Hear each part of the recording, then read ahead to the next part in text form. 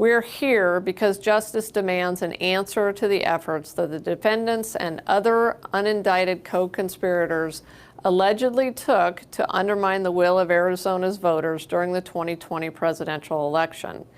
Arizona's election was free and fair. The people of Arizona elected President Biden. Unwilling to accept this fact, the defendants charged by the state grand jury allegedly schemed to prevent the lawful transfer of the presidency. Justice, my rear end. Mike Davis of the Article 3 Project has this to say, quote, Chris Mays, a Democrat operative, timed her political indictment during the height of the 2024 presidential election season, when Christina Bobb is running the Trump RNC's Election Integrity Division, and right in the middle of President Trump's unprecedented criminal trial in New York City, when Boris Epshteyn is representing him. This is obviously lawfare and election interference. This is a criminal conspiracy by these Democrat politicians. This is unacceptable. There must be severe legal, political, and financial consequences, end quote. Joining us now to discuss is author and columnist Lee Smith. Lee, thanks for being here tonight. Hey, thank you, Kara. Great. So is there any case here from the state AG over in Arizona, or is this just more political persecutions?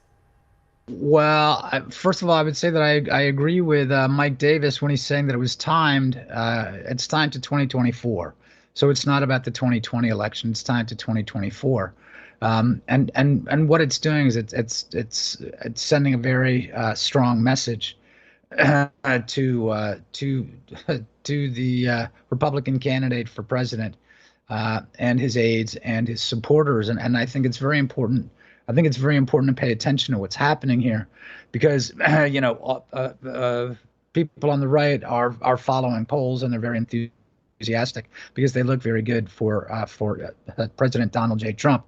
However, what this tells us is that the polls in many ways are irrelevant, because what's happening is the Democrats are planning a very serious campaign of fraud here. And what this is doing, what this series of indictments is doing, is it's warning Republicans that if they stand against the fraud that we're going to see in November, they will be arrested, they will be charged, they will be indicted, they will spend their life savings, they will have to sell their houses to defend themselves. So that's what's going on here. It's saying we're going to cheat, and if you try to do anything about it, you're going to pay a price, just like the people are paying a price now for the fake elector scam.